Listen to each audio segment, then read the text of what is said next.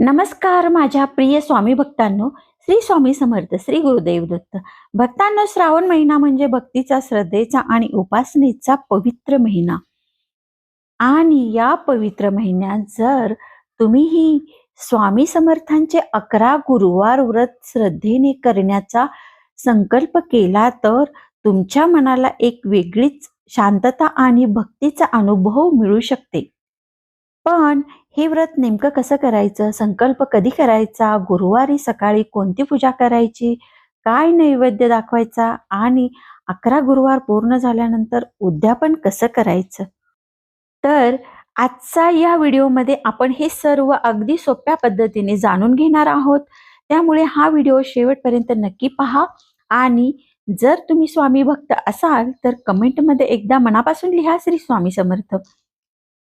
11 गुरुवार व्रताचा संकल्प. भक्तांनो, कोणतेही व्रत करण्यापूर्वी सर्वात महत्वाची गोष्ट असते ती मनापासून केलेला संकल्प. 11 गुरुवार व्रत करताना पहिल्या गुरुवारी सकाळी लवकर उठून स्नान करा, स्वच्छ कपडे परिधान करा, पूजेची जागा स्वच्छ करून तिथे स्वामी समर्थ महाराजांची प्रतिमा पुढे किंवा मूर्ती स्थापित करा. समोर दिवा लावा, अगरबत्ती लावा आणि स्वामींच्या चरणी नमस्कार करा. यानंतर हातात थोडे पाणी, अक्षदा आणि फूल घेऊन मनात संकल्प करा, हे श्री स्वामी समर्थ महाराज, मी श्रद्धा आणि भक्तीने तुमचे 11 गुरुवार व्रत करण्याचा संकल्प करत आहे.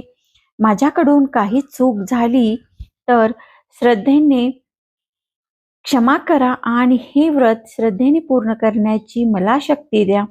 यानंतर स्वामींचे नामस्मरण करा, श्री स्वामी समर्थ, श्री स्वामी समर्थ, श्री स्वामी समर्थ. आता गुरुवारी स्वामींची पूजा कशी करावी? सकाळी स्नान करून पूजा करण्यापूर्वी घरातील देवघर स्वच्छ करा. स्वामींच्या प्रतिमेला स्वच्छ पाण्याने किंवा उपलब्ध असल्यास पंचामृताने अभिषेक करू शकता. त्यानंतर स्वामींना स्वच्छ वस्त्र परिधान किंवा वस्त्राचा छोटा तुकडा अर्पण करा. फूल, अक्षदा, चंदन, नैवेद्य अर्पण करा. स्वामींच्या समोर तुपाचा, तेलाचा दिवा लावा. त्यानंतर शांतपणे स्वामींचे नामस्मरण करा. तुम्ही आपल्या श्रद्धेनुसार श्री स्वामी समर्थ या मंत्राचा जप करू शकता. तसेच तारक मंत्र, स्वामींची आरती, स्वामी चरित्रातील वाचन किंवा स्तोत्र पठण आपल्या श्रद्धेनुसार करू शकता. महत्वाची गोष्ट म्हणजे पूजा किती मोठी केली यापेक्षा ती किती श्रद्धेने केली ही अधिक महत्वाची आहे.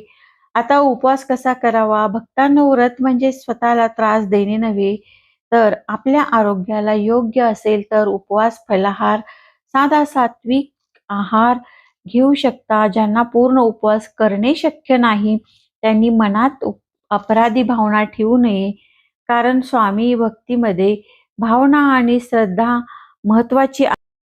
गुरुवारी शक्यतो सात्विक आहार घ्या. मन शांत ठेवा, कोणाशीही विनाकारण वाद घालू नका.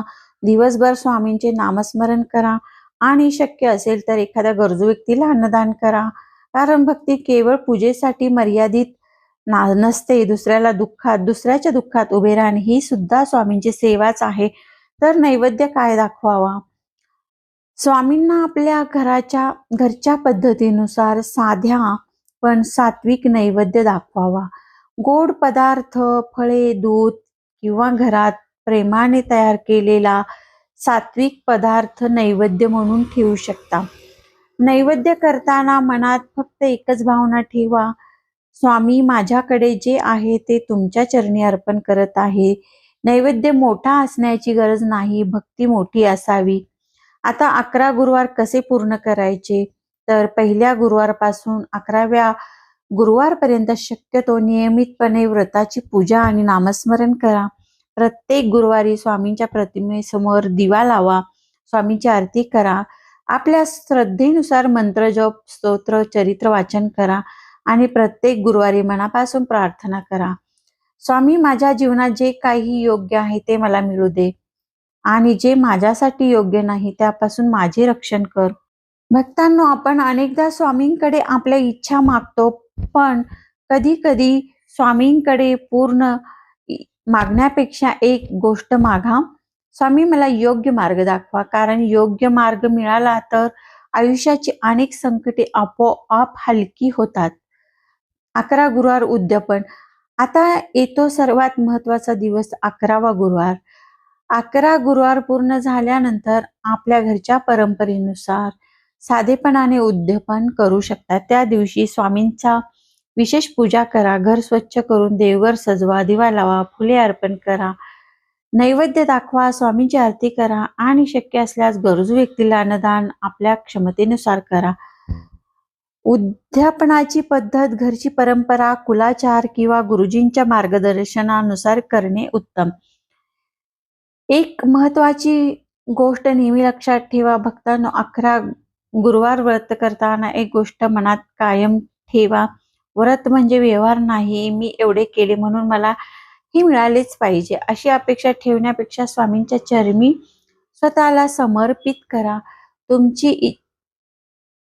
कधी तुमची इच्छा लगेच पूर्ण होईल, कधी थोडा वेळ लागेल, कधी स्वामी तुमच्या मागण्यापेक्षा तुमच्यासाठी अधिक योग्य अशी गोष्ट तुमच्यासाठी आयुष्यात आणतील. म्हणून श्रद्धा ठेवा, सबुरी ठेवा आणि स्वामींचे नामस्मरण करत राहा. शेवटी प्रार्थना. चला भक्तांनो, आजच्या या पवित्र क्षणी स्वामींच्या चरणी एक छोटीशी प्रार्थना करूया.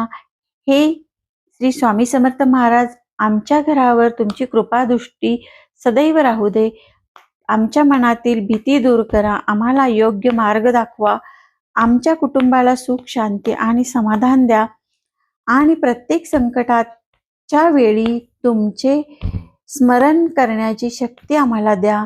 ज्या भक्तांनी मनापासून स्वामींचे नाव घेतले आहे त्याच्या मनात श्रद्धेचा दिवा सदैव तेवत राहू दे. आणि शेवटी फक्त एवढेच म्हणूया, भिवू नकोस, मी तुझ्या पाठीशी आहे. श्री स्वामी समर्थ, श्री स्वामी समर्थ, श्री स्वामी समर्थ. जर तुम्हाला हा व्हिडिओ आवडला असेल तर स्वामी भक्तांपर्यंत हा व्हिडिओ नक्की पोहोचवा, चॅनेलला सबस्क्राईब करा आणि अशाच भक्तिमय व्हिडिओसाठी आपल्या कुटुंबाच्या आणि या स्वामी परिवाराचा संबंध जोडून ठेवा. भेटूया पुन्हा अशाच एका नवीन भक्तिमय व्हिडिओमध्ये. तोपर्यंत स्वामींचे नामस्मरण करत राहा. श्री स्वामी समर्थ. धन्यवाद.